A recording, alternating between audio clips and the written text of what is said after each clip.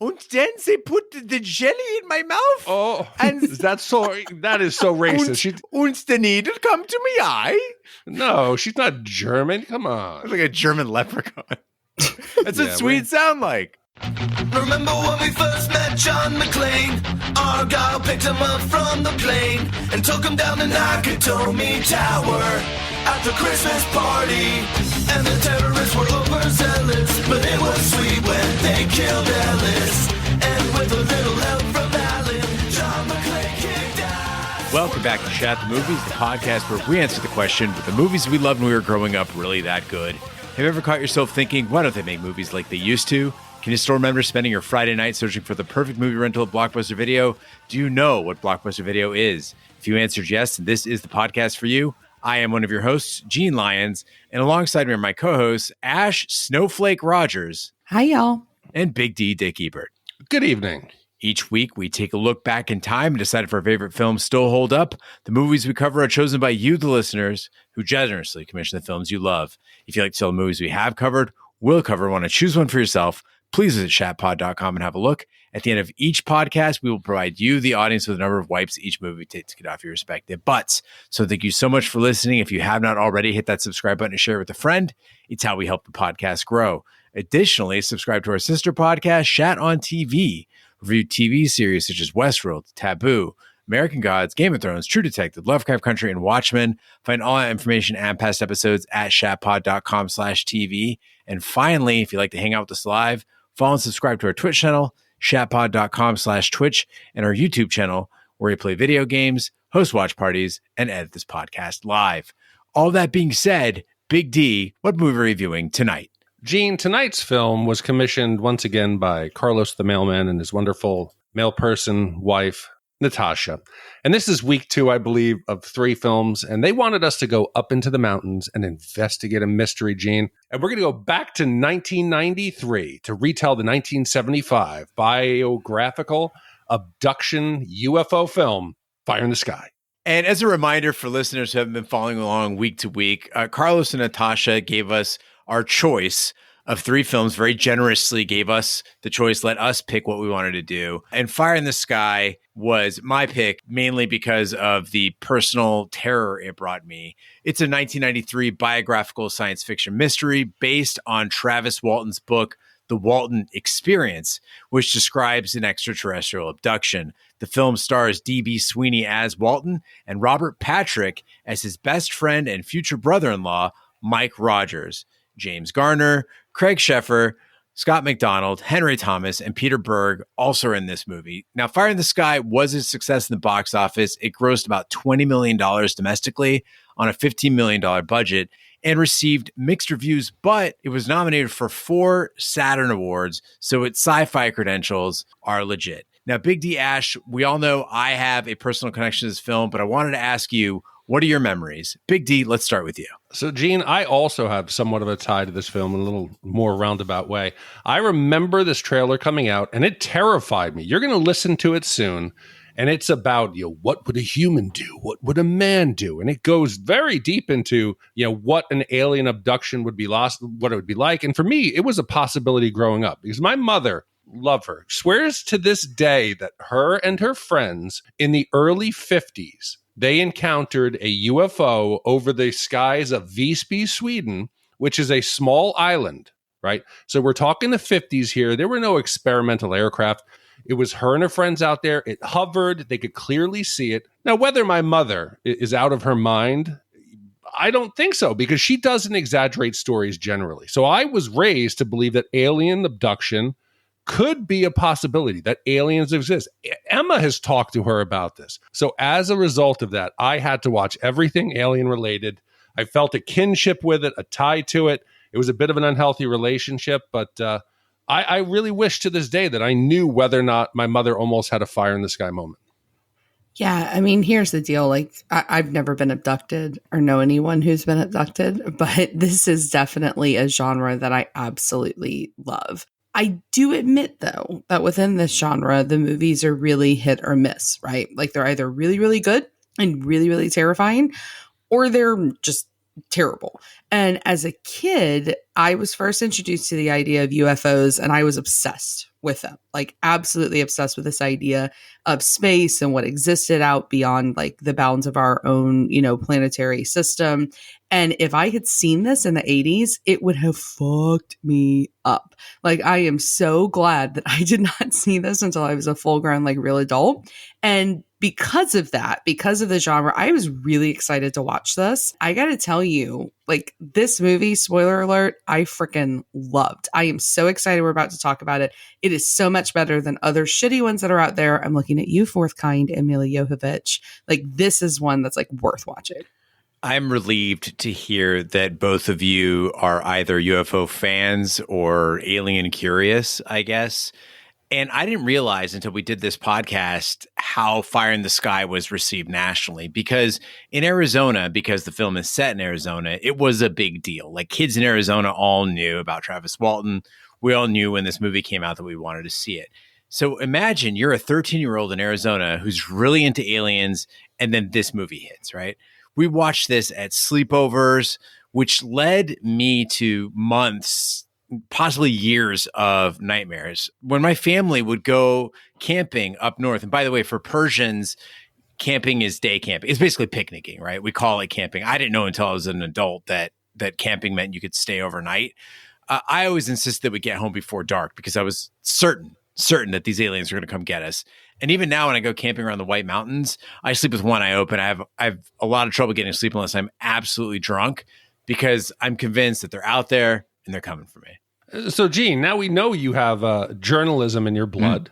So obviously you had that from your youth. Did you ever do any UFO investigations? No, I've done ghost investigations, but never UFO stuff. And I think it's just because it's so much more like obvious if a UFO is there, like a ghost, I could be like, oh, did you hear something? Did you see something? Oh, I think I picked up something on this audio recorder. Like UFO, you got to fucking see the thing like your mom did, which by the way, was she in the sky when this happened or was she on the island? No, she was on the island. It hovered over them, shined a light on them. And then they put the jelly in my mouth. Oh, and that is so racist. And the needle come to me eye. No, she's not German. Come on. It's like a German leprechaun. That's what sweet sound like. No, it sounds more like the Swedish Chef and the Muppets. That's fairly accurate. Borsty Bor. Let's hit the trailer.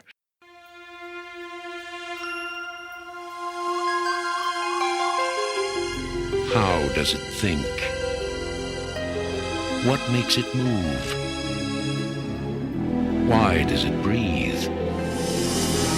Questions anyone would ask about a man if they'd never seen one before. So for 5 days, a man was borrowed.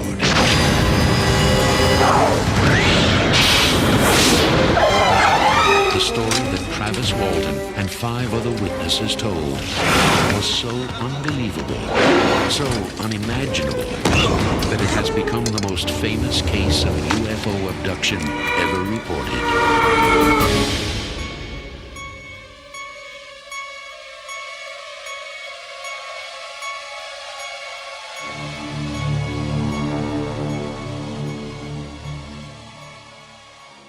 On November 5th, 1975, in Snowflake, Arizona, logger Travis Walton and his co-workers, Mike Rogers, Alan Dallas, David Whitlock, Greg Hayes, and Bobby Cogdill, head to work in the White Mountains. Driving back to town that night, the loggers see unearthly light in the distance through the tree line.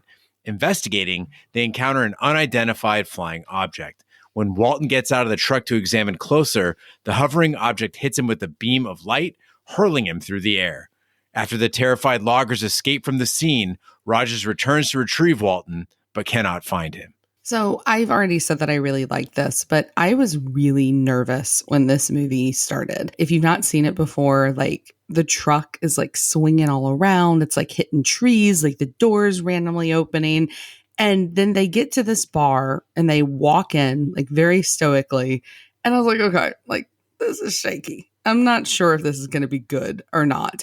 And then I remember that this is a consummate 90s opening, like late 80s, early 90s. Like we had great movies back then, but the exposition of those films sucked. Like, we didn't really get good at exposition in films, I feel like, until like the last like 2 decades. And we were good at atmosphere. We were good at mood. We were good at storytelling. But the opening of films is often really, really awkward in movies up until like 98, 97, 98. And so I wasn't feeling atmosphere as much as I was like really confused at the start. And so while I would come to love it, I was low-key nervous for like what this movie was going to be like. But the opening was so important because it establishes the kind of movie we're going to get. So when I described this movie in the opening of this podcast, I said it was a biographical science fiction mystery. But beyond that, with this opening, what we get is like, this is like 90s action / horror. It's not really a genuine attempt at being a biography. I don't think they were trying to capture exactly what Travis Walton is like. I mean, he didn't have a mustache, for God's sake. It's not really science fiction because they don't really get into any of the clues from the aliens or the UFO or any science behind it, which other documentaries after this movie came out would do. And it's not really even a mystery because we see everything that's going to happen. This is a horror movie that happened to take inspiration from a real life report. Yeah, I think, as you're right, this opening, if you had done it a little bit later, it would have been like the Blair Witch. I mean, I don't know if that would have been better. Like if it would have been like some found footage film. But that's what they would have done. At least here, they're just showing us purportedly what happened. But have either of you seen The Passenger with Jennifer Lawrence and Chris Pratt? Passengers? Yeah. The movie didn't do well. It really wasn't that exciting. And it's basically the story of Chris Pratt wakes up. He's the only person on this ship alone. He gets crazy after about a year and decides to wake up another passenger. He wakes up Jennifer Lawrence. They have this relationship. She finds out that he eventually woke her up. But there's really no buildup because we know what Chris Pratt knows because we've watched him since the beginning.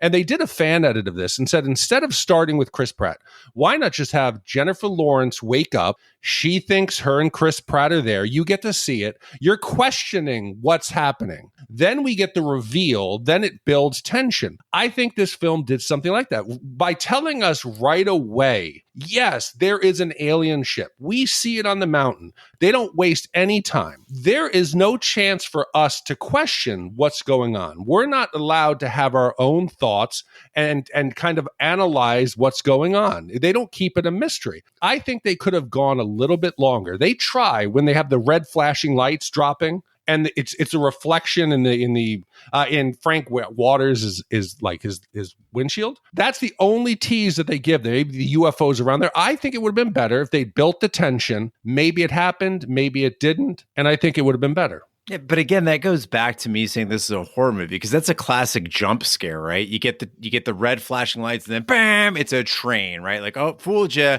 We're not there yet. Not aliens yet. Normally, I'd agree with you, Big D. Keep it a mystery, but you got to consider that at this point, the Travis Walton incident happened in 1975. So it's nearly 2 decades before this movie was made. And from the posters and the trailers and all that stuff, everyone knows Travis said it was a UFO. People bought the tickets to see the UFO abduction. Like that was the whole point of it. And so a mystery, everyone would be like, yeah, we already know. We know what happens. You see, but I wonder if that's just because you grew up there. It's a local story to you. Whether the rest of the world would think he was crazy. Did it happen? Is this real? Do aliens exist? Is extraterrestrial life visiting us? I think those are questions that other places around the world would have wanted to ask. And again, I'd agree with you, except for the fact that if they said fire in the sky based on the Travis Walton story, people are going to go, who's Travis Walton? And look, then they're going to look it up and go, oh, okay. I mean, I know you couldn't Google it at the time, but you can certainly ask around. There were ways of doing research and you're going, oh, okay. Yeah. Travis Walton, maybe even like, I don't know, the newspaper or a film magazine and say, oh yeah, okay. This is a story. It's a true story. So there was probably a UFO involved in this UFO abduction story.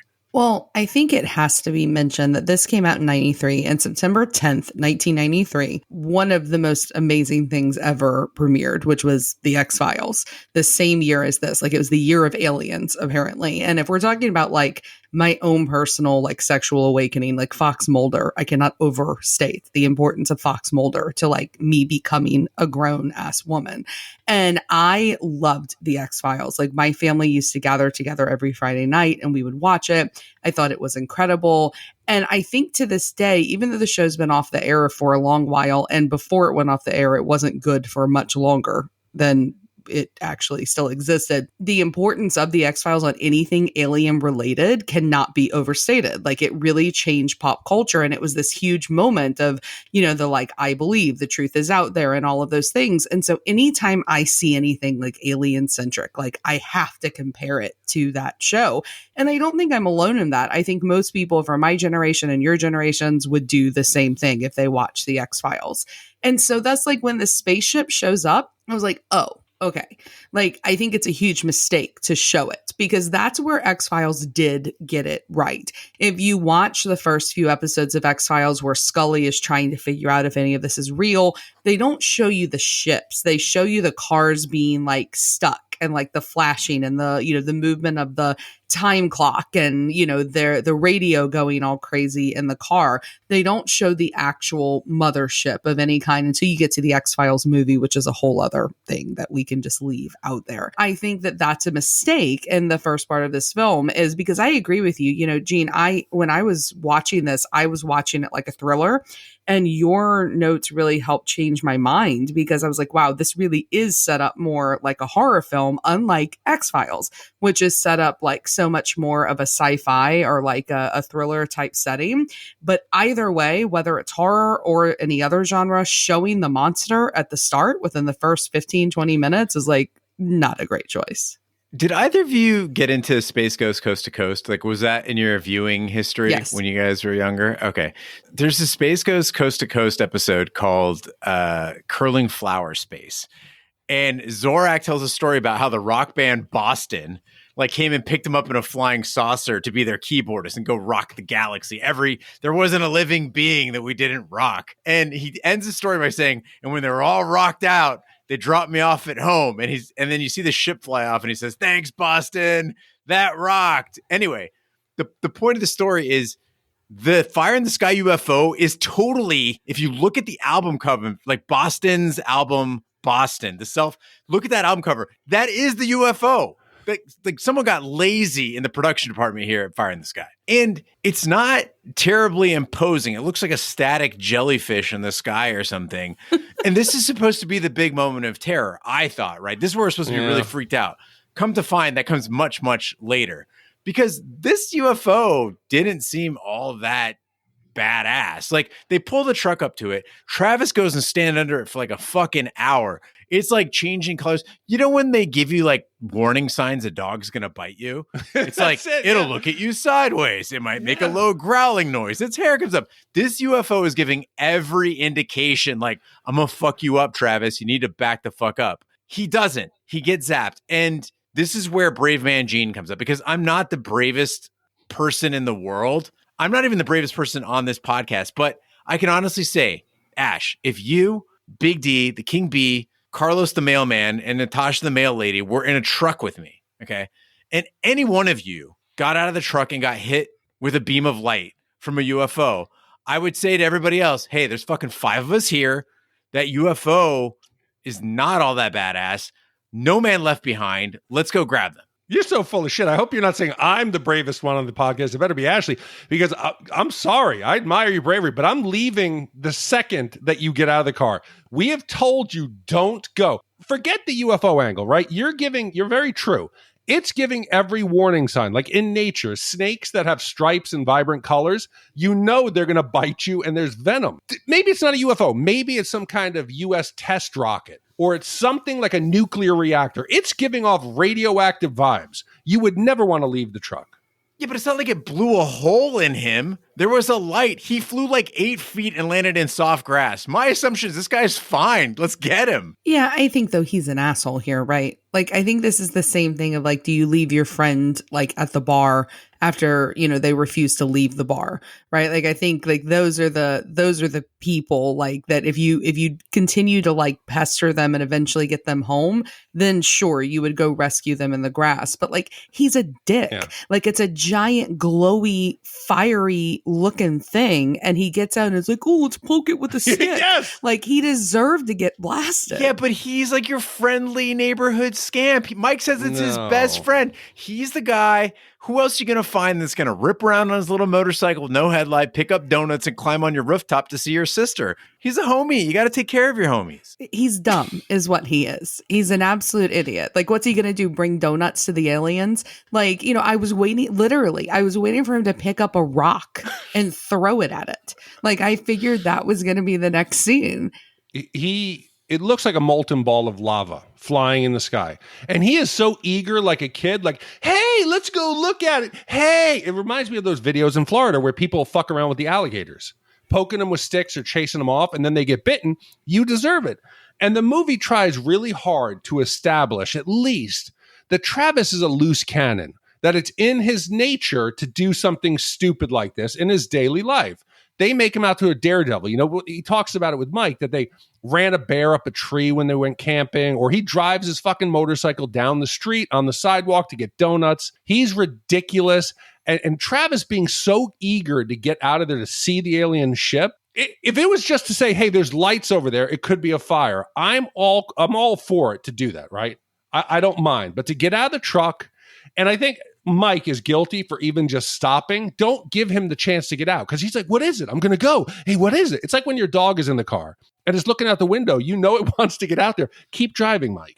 Yeah, that's a valid point I didn't think about, is Mike didn't have to pull over. Like, No. I'm not saying Travis is an asshole for getting out, because listen, like, it's a once in a lifetime opportunity to see this thing. Right. I get that. Right.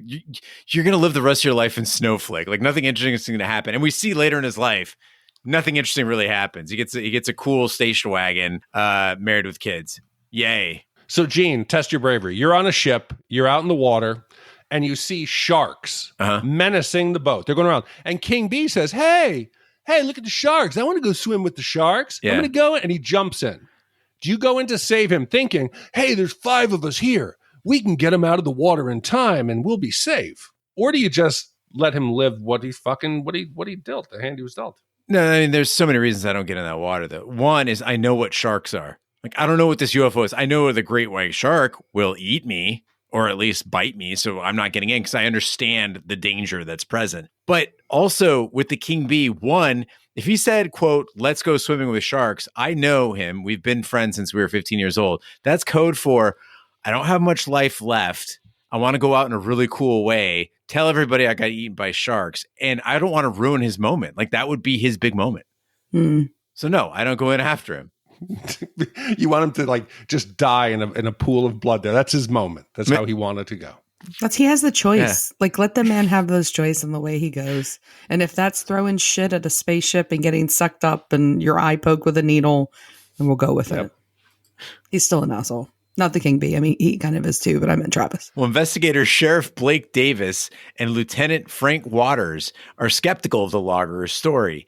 Waters suspects foul play, a belief that quickly spreads to the rest of town. After a large search party turns up no sign of Travis, the loggers take a lie detector test to prove their innocence. After some debate, the test administrator reveals to Waters and Davis that, with the exception of Dallas, the loggers seem to be telling the truth. So, Gene, you mentioned there that the police are suspicious, and it is no wonder this entire town questions what's going on. And it should be really simple for them to explain what happened. But instead, they all act guilty. Why is everyone saying, hey, we're going to stick to the story, right? We're going to stick to the story. They say stick to the story in public quite often. How about we're going to tell the truth? Guys, let's just tell what happened. That's not a story. And they're doing everything they can to look guilty. They're being secretive. They're always meeting. They're whispering.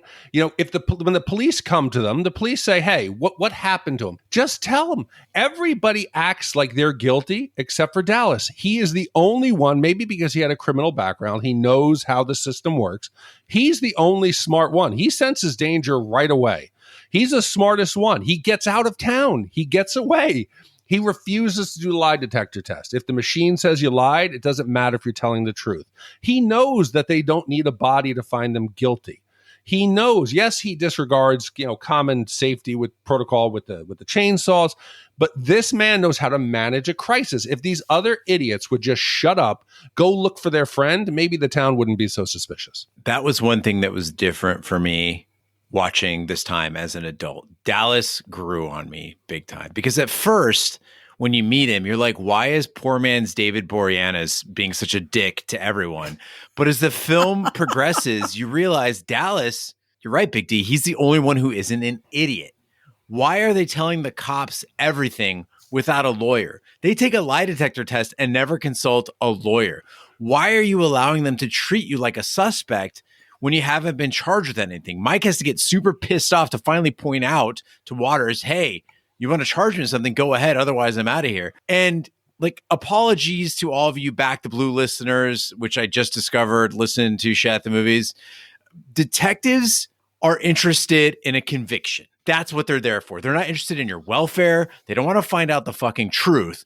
They want to close that case, get a prosecution, get a conviction, and move on. Don't talk to cops. But in their defense, Gene, if you were the police officer investigating this case, what's more likely, that these 5 dudes left Travis dead up on the hill for some reason, or he was abducted by an alien and these 5 are trying to keep it under wraps? Oh, I absolutely sympathize with Waters. If I was him, I'd say this whole story is absolute bullshit. I get that.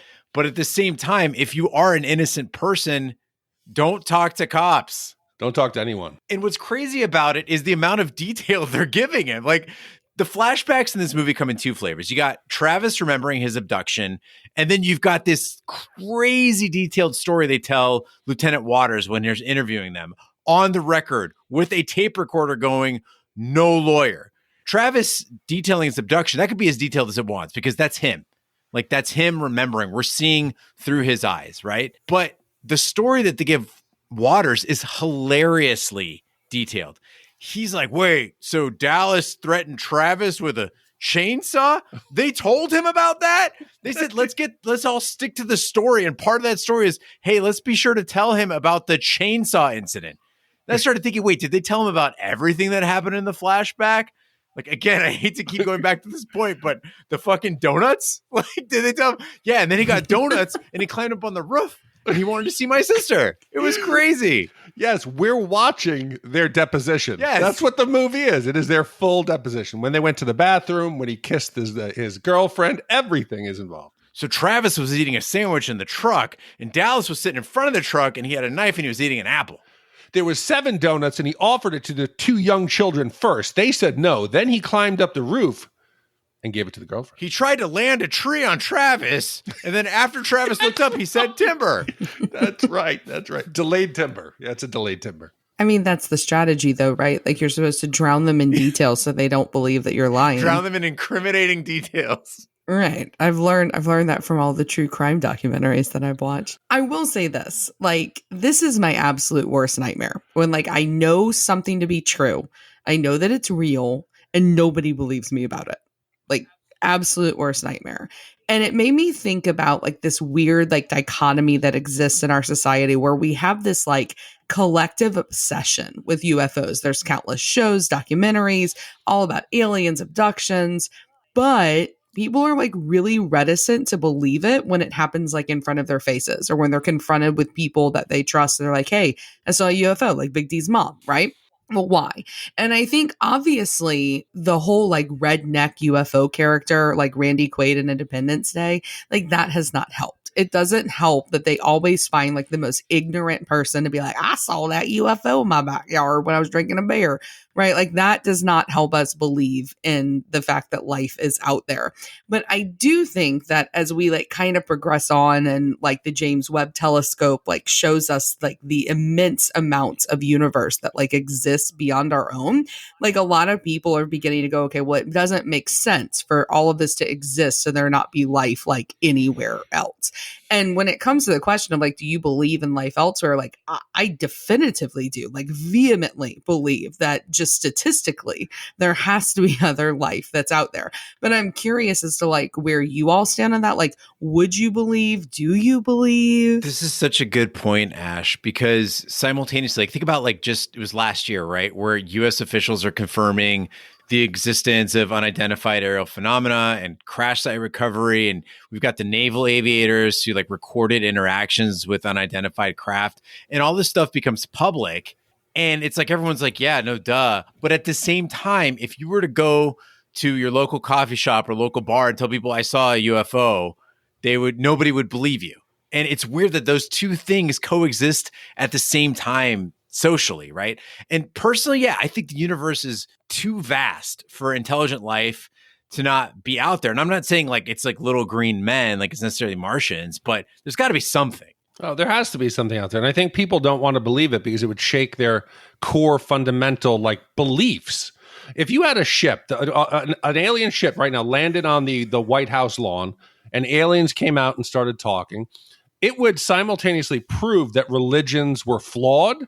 And then people would believe maybe the afterlife as well, because we couldn't be created in God's image. And again, I'm not the religious one on the podcast. Ash, we might have to defer to you for your upbringing. You were raised religious, so you have more knowledge and you're more learned. You read them books. I don't read them books. So What, the Bible? Yes. I mean, what books? The Hindu Book of the Them Dead? books. what I'm saying is that man, from what I understand, is created in God's likeness, right?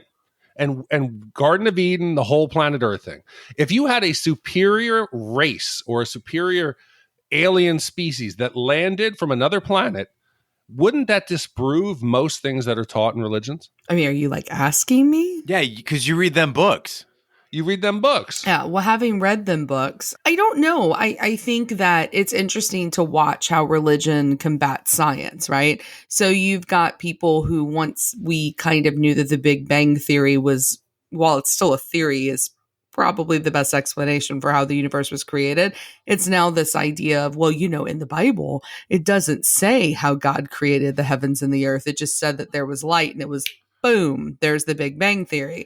And, he created the other planets as a way of like a trial run for Earth. I think that religion has a way of finding itself, like it's like good PR. They're constantly changing their talking points. And those talking points have to fit the society that they're trying to control. I could absolutely say religion saying, oh, angels, that's what angels are. Wow. See, they're aliens. And I know this for a fact because unlike Ash, who has a more Christian upbringing, I was raised Baha'i. The Baha'i faith has like a living body, the Universal House of Justice. And then they had like multiple like followers after the prophet that would, help interpret texts and give progressive revelations and all that stuff. And one of those things was this thing called the lesser peace. And we were taught from birth that there was an era that was going to come in the year 2000, and it was going to be called the lesser peace. And it's when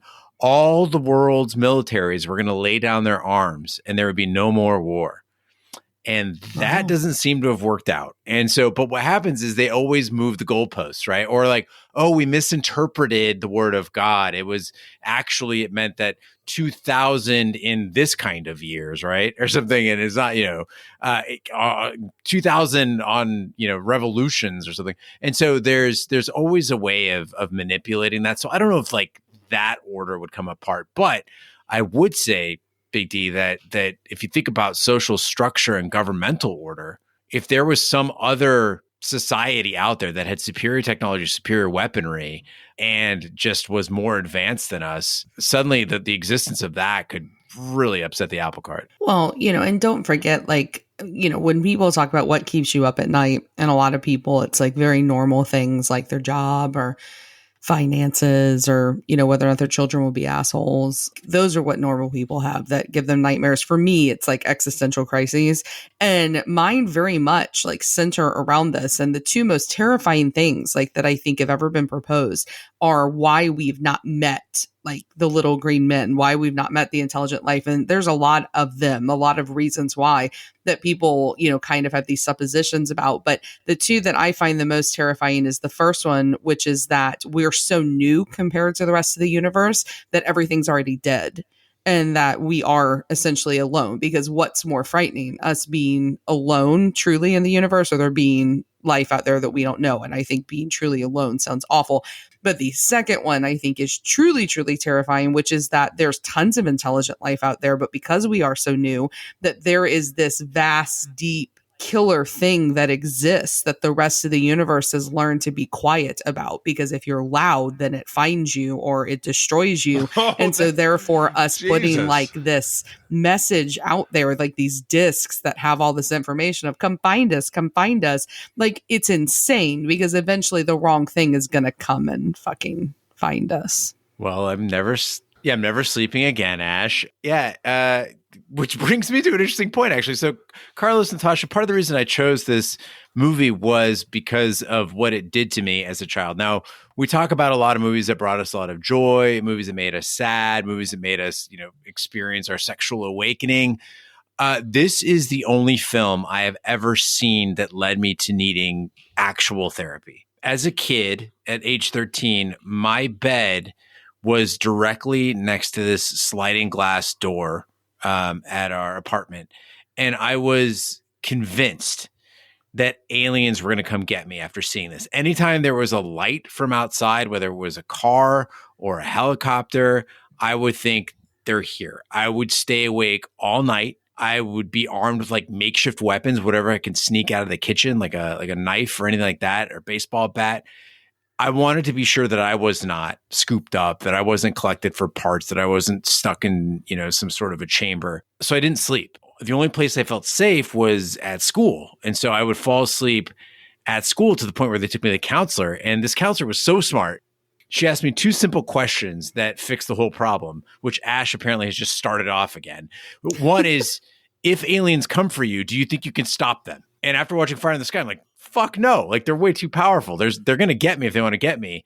And 2, she's like, if you can't stop them, then why stay awake? I'm like, well, fuck, I guess you're right. Like, if they're going to come for me, I want to be asleep, actually. That'd be ideal. So I just don't know what the fuck's going on. And yeah, so a lot of that just came back. And thanks, everybody. Gene, sounds like me with In Search Of. I think I talked about this before. There used to be a Leonard Nimoy show. It was like a science fiction where they would go and try to answer these questions about like, mystical beasts. And one of the stories they did was on Sasquatch. And it was done in the area of the Adirondack Mountains where my parents, like the summer house was. And it was like, a shack at that point. So we're there. There's no real protection from the environment. And whenever I would walk past a window and we didn't have curtains, it's a reflective surface because it's dark outside. In the In Search Of, that's how Bigfoot would get the kids. He would stand by the windows and he would put his hands through. To this day, Gene, I'm 50 years old. I walk by a window up there. I feel the tingle down my spine because I imagine what is outside there. And the problem is your teacher, whoever it was, her 2 questions, could I stop Bigfoot? I don't know. Probably not. So is it worse thing? Yes, because there's nothing I could do. Bigfoot could be there. This is all coming together for me. Now I understand why Bigfoot doesn't show his or her face, because either all the Bigfoot are dead, which is very, very sad, or they're hiding because there's something out there that's going to get us all, and the Sasquatch want to survive. You mocking my existential fears is not appreciated, sir. Not appreciated. You sharing them with me is not appreciated, madam. Well, could it be the devil? Because we have the angels or alien friends. Is it the devil is out there? Yeah. Shot on sleep. 5 days later, Rogers receives a call from Walton. He is found at a Heber gas station, alive but naked, dehydrated, and severely traumatized. A ufologist questions Walton, but he is thrown out, and Walton is taken to a hospital. Rogers visits Walton in the emergency room, and Walton appears enraged at being left behind. But Rogers blames the whole incident on Walton for getting out of the truck. During a welcome home party, Walton suffers from a mental breakdown and a flashback of the abduction by the extraterrestrials. All right, so I gotta say, I'm an hour into this thing and I'm digging it. Robert Patrick is so good. Like his acting, like this, I'm not trying to be ironic at all. He's fucking great. I had no idea he was a really, really good actor. I thought all he could do was turn into metal and run really fast in a police uniform, because really the only thing I know him from is T2. In the movie itself, by this point, the atmosphere is great, but it's not been scary. It's just kind of moody, which I was completely cool with. I didn't need it to be scary. I was enjoying it the way it was. But then we get to the gas station scene. And so Travis is there. He's all naked. He's all up against the ice machine. And then they try to touch him. And he does this thing where he screams. And y'all, it is hella creepy because it's not just a regular scream. Like, this is a primal scream. It's the scream, the body language of somebody who's been like horribly tortured, like hurt just beyond repair. And I didn't need to see what happened to him because I know it was like unimaginable just by his reaction. And I was like, oh shit. And I went to like level 2 of being invested in this film. Totally agree with you on Robert Patrick. I had no idea he had this kind of range. While DB Sweeney was busy playing bargain basement Paul Rudd, Robert Patrick and James Garner were carrying this movie. The only issue I had with the scene where they go to get Travis from that gas station is they get the phone call. Mike picks it up. They hear Travis's broken voice, like, help. He knows it's a phone booth near Heber. And he's like, okay, I'm going to go get my buddy. Then he goes and apparently picks up his sister, Travis's brother, and Peter Berg before rushing to save his naked friend in the rain. This is probably like 3 hours later after they get the call. Yeah, I don't know. I want to like question that though, right? Because I would have assumed, and Robert Patrick's character is pretty smart. And if I'm him, I would have assumed that this was a prank. I would not believe that this was really him. And so I would not go by myself because I would want to witness to whatever it was that I was going to encounter, because there's 2 scenarios here. Like, I would be evaluating. 1, it's a prank and I want somebody with me so we can kick their ass. Or 2, I want somebody with me because if it really is him, I don't want them going back to James Garner and telling him that I did something else to him. But here's a bigger problem. The other option is your friend is naked out in the middle of the woods. Didn't know that. Fine. So whatever it is, did he sound like he was good? Did he sound like he was in a good place, But he Ash? doesn't even know that it's him. And he didn't even get out the truck to go rescue him. Of course, he's going to go with backup to get the idiot that poked the alien with the stick. No, and this even goes back to everyone is making bad choices. The whole family seems to have their priorities fucked up. You have to remember, this could be your friend. And I know everybody reacts to trauma differently. And that's why... Oh, you know that? Yes, some people get horny? I understand that now that some people get horny. You've talked about that. They've done studies about you put people on a dangerous bridge, I believe, and they find it highly arousing because of the danger. Yes, what does a dangerous bridge look like? There was some study that I think that we mentioned way back that you put people in situations that have inherent danger, and then they ask them to rate the other person's physical attractiveness. We discussed it on maybe like episode, like say 25, somewhere. It's like when somebody's camping hot. I don't know. Camping, I think, is one of the most terrifying concepts on the planet. Sleeping outside in a tent sounds fucking awful. But we have to agree that everyone in Travis's life, they do the least productive thing regarding the abduction. Travis has been gone for 5 days. Okay. Have any of his friends gone out and looked for him beyond that first day? Yes, you saw him, Gene. He got lifted up, thrown down into the soft ground that left an impression. There's a chance that he could be alive. There could be if Sarah was... You didn't even see Sarah get sucked up and taken away. She got gently placed in the grass. You drove. King B drove off. Are you going to give up? You're going to go back and you're going to look.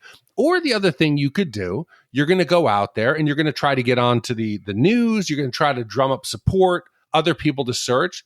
This group does nothing. Gene, would you go out and look for Sarah? Yeah, you're absolutely right. It's 5 days. Could you look for 5 days? You're not doing anything else. You're hanging out at the motel. You're going to the diner. You're getting a lie detector test. Yeah, sticking to the story. And then they finally find him, and it gets even worse. They traumatize this poor guy. Are you going to rally around him, give him the love? You find him like a beaten animal. And that yelp, that noise he makes is terrible. This man needs to heal. Do they give him time? No. Hey, everybody, let's throw a big party. Yeah, get everybody in town out here. They find him hiding under the table, and he has that syrup waterfall that sets him off into some kind of seizure. Only then do they realize that he needs help. They're traumatizing him worse. Like, granted, calling the ufologist from afar before calling an ambulance, that's an interesting choice. Okay, I'll give you that, Mike. Kind of weird. The only logic I could fathom, kind of like you, Big D, though, is that maybe they wanted evidence of abduction in case the authorities try to cover up. But the big party thing, Like that checks out. Like we got to remember, this is a different generation. Okay. These are adults in the 70s. Back then, they loved to just be in denial that anything fucking went wrong, right? It's like you came back from World War II and you saw some horrible shit, like party. Came back from Vietnam, party. You got to consider that most of these people probably thought Travis was just being a dumbass like usual. He got lost in the woods for 5 days. Let's have a party. He was hitting the moonshine. But what about that interrogation by the ufologist? He is ripping off questions. How many are there? Where were they? What did they look like? Travis, focus on me. Talk to me. And all of his friends are like, hey, should we be doing this? And Mike's like, shut up. Just let him go. No, dude. It's like you find a victimized dog that doesn't like loud noises, and then you just start clapping next to them to watch him twitch. Poor Travis. The truth is out there. He's just trying to find it. He was traumatized more by his friends and family than the aliens ever did. Yeah, he was looking at that window with the fingerprints, just wishing they'd come back. In his flashback, Walton awakens inside a slimy cocoon in a zero-gravity alien environment whose walls contain other similar cocoons. While trying to escape, he is apprehended by 2 aliens who drag him down corridors full of human belongings, such as shoes and keys, before arriving in an examination chamber. The aliens strip Walton and cover him with an elastic material that completely restrains him. They then subject him to a torturous experiment in which a gelatinous substance is forced into his mouth, a tube is inserted down his throat, his jaw is locked open, and a device is stabbed into his neck. As a needle-like ocular probe extends toward his exposed eye, Walton suddenly reawakens from his flashback in a doctor's office. So I always find it really fascinating to see the way different people in films and different media like interpret aliens. And usually there are one of 2 categories. You get like reptilian or like insectoid. And here clearly there's like an insectoid thing that's going on because the ship and the cocoons, like the ship is built very much like a hive. The humans are being kept very much like larvae. And I think that, that in and of itself is kind of creepy.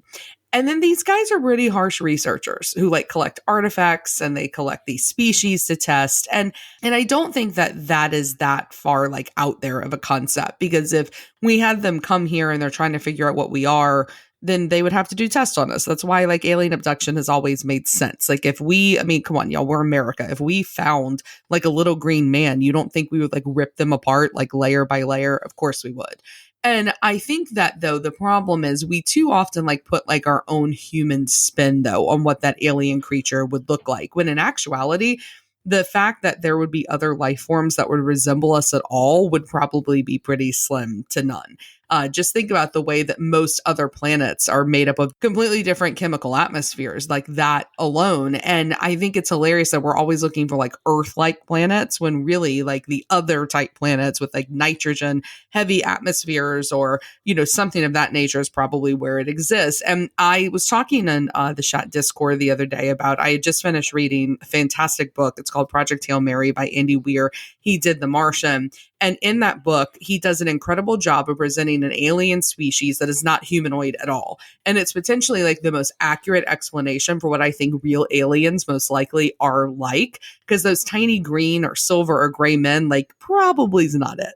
Yeah, lots of biologists agree that in our future, like in the near future, maybe the next 50 to 100 years, that we will largely not be biological, or at least will be a pretty significant mix of non-biological accoutrement, and organs can be replaced, limbs can be replaced, whatever, and that basically our consciousness will generally be in something that is not anything like we recognize right now. We don't see any of that. These aliens just fucking run around naked. They just scowl at everybody. And I'd like to imagine that aliens are not like that. I'd also like to imagine that they're tidier than these guys, because this spaceship is a fucking mess. I think they could spend a little bit less time on abductions and more time on organization, because there is shit everywhere in this spaceship. There's bodies decaying over there. They don't even put their spacesuits away. They're messy, messy boys. But again, we have to think, there is biological diversity. Maybe these aren't the sharpest of aliens. Maybe these are like the redneck aliens, or the drunk fuck around and find out aliens who just come and torture people. They try to do experiments, but they're not real doctors. They just play around. And it reminded me of the ship in District 9. You know, where the ship comes to rest over Johannesburg. It's locked up tight. When they open it up, there's shit and piss everywhere and they're falling around in it. Maybe they're not the best aliens. And you look in 2024, if you walk through like a parking lot at like a Walmart or anywhere, have you seen the shit that's piled up in people's cars? There's people who drive around in this mess. Now, fast forward, let's evolve as humans. You could see a spaceship being like that. I feel personally attacked by your last statement because, like, if you looked in my car, like, there's probably like 3 Happy Meals worth of food on the floor in the back seats because I have 2 small children that get a Happy Meal and then for some reason, like, they throw a nugget. It's like they pour one out for their homies, like, and just drop them on the floor. Big D, after you borrowed my car, I was so pleased to find it absolutely tip-top shape, no food spilled anywhere or whatever. And then I looked at the back of the seats. You know what I saw, Big D? What? Little child footprints. All over the back of the No, seats. are you serious? Yeah, and I said, Emma! Are you serious? Yeah, I'm gonna off. I just sprayed it with some Armor All. We're going to try to restrain her in a gelatinous goo that will limit her movement. We'll teach her. We're going to slap some slime in her mouth. It'll be the last time she does that, Gene. I'm sorry. I didn't check the back seat. Yeah, I would have given it back to you like in horrible shape because my children are feral. That's why you will be borrowing this Subaru. Yes, and Ash, I'm not talking about Happy Meals. I'm talking about the people with like 35 7-Eleven big gulp cups and fast food and all kinds of shit. God, we don't know that guy. Yeah, just give him a spaceship now. Give him a spaceship. King B in space. That's what you get. Back to the aliens, though. Like, let's say it, right? Like, these aliens are kind of stupid looking. Like, they're really dumb looking. But the torture scene, fuck, if that was not horrifying. It's been a long time since I have watched something where I've had to like close my eyes while watching it because I was so uncomfortable and it freaked me out so badly. And granted, like I'm someone who watches like pretty graphic stuff and I'm okay. But this, like I couldn't keep my eyes open. The throat thing, when like that shit was going down his throat. And then the eye thing, y'all, I have a thing about eyes. Like I don't want shit coming toward my eye. And like when it was like coming and coming and coming, I felt like it was going to stab me in my eye. It was horrible. It was gross, but it was fucking cool as shit. It was so strangely sadistic though, because they like pulled the elastic over his whole face. I'm like, that's horrifying. But then they cut a mouth hole for him and then they cut an eye hole. I'm like, well, what was the point of pulling the thing over his head in the first place? Well, they wanted him to feel it because he punched him. Oh, yeah. Like, fuck you, dude. But it just seemed a little too manual, like in the exam techniques. Like they literally use a literal screw to keep his mouth open, like. And Big D reminded me of when you and I went with Raj and we paid like $1 a piece to visit that torture museum at medieval times. Yes. Yeah. It just seemed a little too rudimentary. But Ash, you're right. This is the scene that everybody remembers. No, see, but you're wrong. I have the answer here. Okay, we're looking at this from the wrong angle. Let's now say we are a lion. We're just out there in the Serengeti. We're chilling, and we get darted, right? Let's say it's some doctors coming. There's a sick lion. What would that lion describe the tale of being tagged? He's like, dude, I was just walking the Serengeti. I woke up, I was on a table, there was a light, there was people shoving something down my throat. They were like rubbing something on my stomach, an antiseptic. What do they rub on his stomach? Like you know, like an if they're gonna like inject something, they put like a basket. Look, what do they put? That iodine. They could put something to stop. But if you think about when they're injecting or they're tagging what do you them, think scientists are doing to lions in the Serengeti? You might have. If you want to tag them, you want to track them. Right? They just clip a thing to their ear. They don't cover them in iodine. Whatever you're doing. Okay, so you've got an injured bald eagle that you're going to fucking reintroduce. Think of how that animal would describe that experience to its animal friends. It would sound foreign and barbaric, just like this. I like that we're going to the Serengeti and like we're eagles dare, and we're not just going to like your dog or a cat at home. Right. Because they're also like, what the fuck is going on? Why are you sticking a thermometer in my asshole? Yes. Like Marshmallow went and got neutered. What would Marshmallow tell his rabbit friends? Dude, I feel different. Something's changed about me. I can't see my balls, but I just can't feel them back there. I don't know what they did. I went to sleep. I woke up. There was a tube in my mouth, and I feel weird. I think I was violated. I feel like neutering a bunny is like the cutest thing I can think of in the whole world. What, like bunny balls? He has a little deflated sack. I should take a picture of it and post. It's so sad. Please don't. It's the tiniest little thing. A picture of a marshmallow sack. We're going to send it as a thank you to Natasha and Carlos. Like, hey, for you, bunny balls. No bunny balls. They don't even get the bunny balls. Bunny sack. They get the bunny holder, the little envelope that's flattened out. We're just as bad as the aliens, Big D. I get your point. We are. We're terrible. Yeah. We are terrible. While interviewing Walton, Lieutenant Waters dismisses the abduction as a hoax. He notes Walton's newfound celebrity because of the tabloids' attempts to profit from his tale. However, with the investigation closed, Waters is forced to abandon his pursuit and he leaves town. 2.5 years later, Walton visits Rogers, now a hermit, and the two reconcile. Closing titles inform us that in 1993, Walton, Rogers, and Dallas were resubmitted to additional polygraph examinations, which they passed, corroborating their innocence. So this final tack on, this entire plot point, totally unnecessary. We get to see Travis and Mike, they reunite, they return to the scene of the abduction, and they move on with their lives. I think it's safe to say nobody cares. What I did care about, though, was Travis's baby blue station wagon, Mike's cool-ass cowboy hat, his sleeveless shirt, the Northern Arizona forest. It's beautiful. And in a way, I think that I, like Mike and Travis, have found peace with the Travis Walton story with this viewing of Fire in the Sky, because I don't care about the aliens anymore. I don't care about the torture. I don't care about people's lives falling apart. I care about 1975 Snowflake, Arizona. I want those long neck beers and tiny bars full of fat cowboys and trailer park poker with that one lady that was covered only by a sheet for some reason. And I want donuts and diners and cool trucks and motorcycles and racism and bolo ties. Like, this is the Arizona that vanished when I was a child in the 80s, and it looks magical. But the ending is strange because they had to come up with some ending. Yeah. You couldn't have it with Travis recounting his story. It had to be some like happily ever after. But it's weird. Like, why is Mike all bent out of shape? Mike seems to have gotten the worst of everything. He's estranged from everyone. But why the kids? Why is he racked with guilt? What did he do? Travis is alive. And Travis seems bubbly. He seems even happier than before. He gets this like almost whimsical music. He's greeting the kids. He's kissing the wife. His life seems fucking perfect. The alien abduction might be the best thing that's ever happened to him.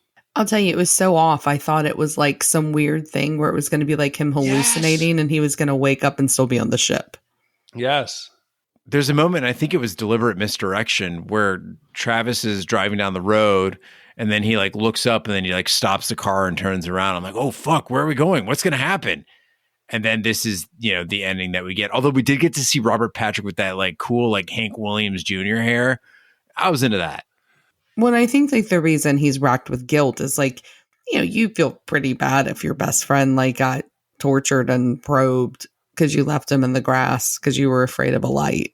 That would last about 35 minutes. He got therapy. He's now part of the family. He's married to your sister. Get over it. It's been 2 years. Everybody hates him. What did he do? And again, I know this is Travis's story, right?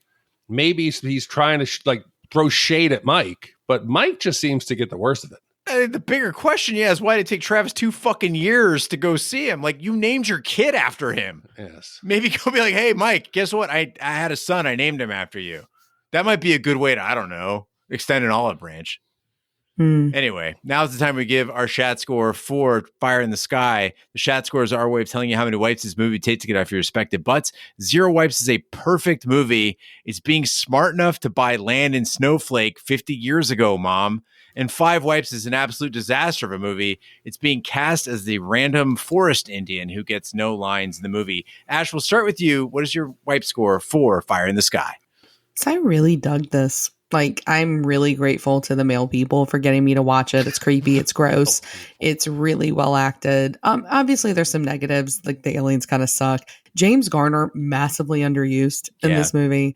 I wish we'd had a little bit more time with our abductee because he kind of like, goes up in the sky and comes back and kind of shakes a lot and gets some shit shoved down his throat. But other than that, like, I thought that it was good, even with the ending. And I have to tell you, like, out of the abduction movies that exist, this is at the top, and I kind of went down a little bit of a rabbit hole after watching it because I was like, ooh, I want to watch others. And so I watched Dark Skies. It's really shitty.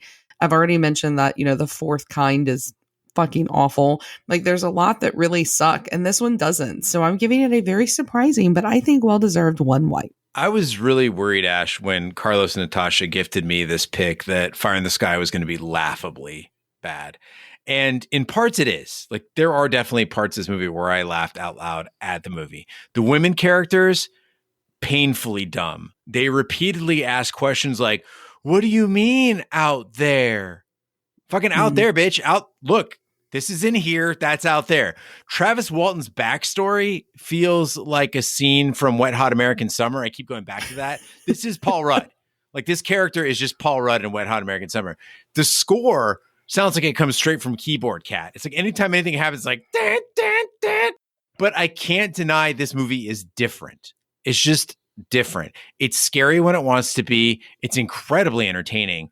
And at least 2 guys, as we mentioned now, Robert Patrick and James Garner, are acting their asses off. So for me, this is an above average film. I'm coming in at 2 wipes. I got to go a little. I think it's an average film. I'm going to go 2.5 wipes. I wish it was a little darker and a little more ambiguous. The torture scenes, like a Jacob's Ladder, where it's not.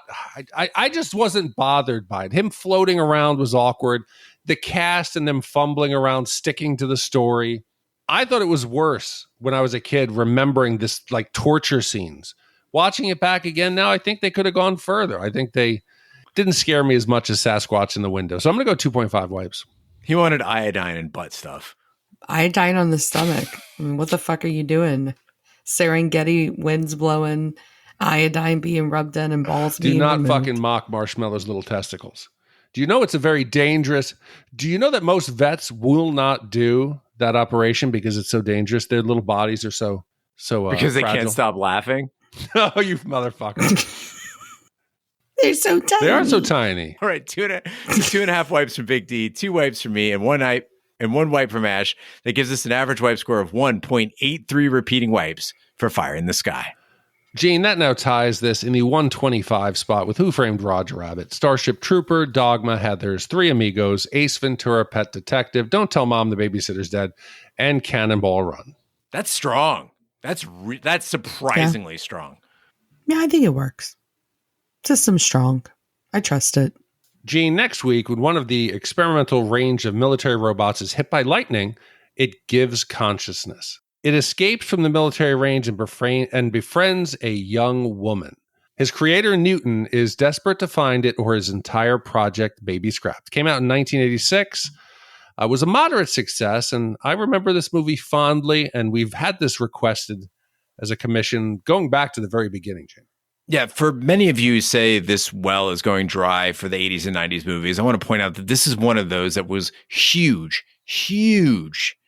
in the 80s, and we still haven't done it. There's so many more like this. So keep those commissions coming, and just really think, don't assume that we've done a movie, because a lot of times some of these just get passed over year after year. So I'm excited to do this one. Well, thank you, Carlos and Natasha, for this string of commissions. Thank you to all the commissioners who make this podcast possible. That concludes this week's episode of Shat the Movies. Be sure to follow us on social media, share with a friend. We're on Facebook, Twitter, Snapchat, and Instagram at Shat the Movies. You can email us, host@shatpod.com. Support the podcast by shopping our Amazon affiliate link, buying our merch, or by commissioning your own movie. Find all information by visiting our website, shatpod.com. Also, check out our sister podcast, Shat on TV. We review TV series such as Lovecraft Country, Westworld, True Detective, Taboo, American Gods, Game of Thrones, and Watchmen. Find all information on our website, shatpod.com/TV, wherever fine podcasts can be found, including Apple Podcasts, Google Play, Stitcher, and YouTube. Be sure to subscribe. And if you stop by Apple Podcasts, pump up those 5-star reviews. Help the podcast grow. On behalf of my co-hosts, Ash and Big D, I'm Gene Lyons. Join us next time for the following movie.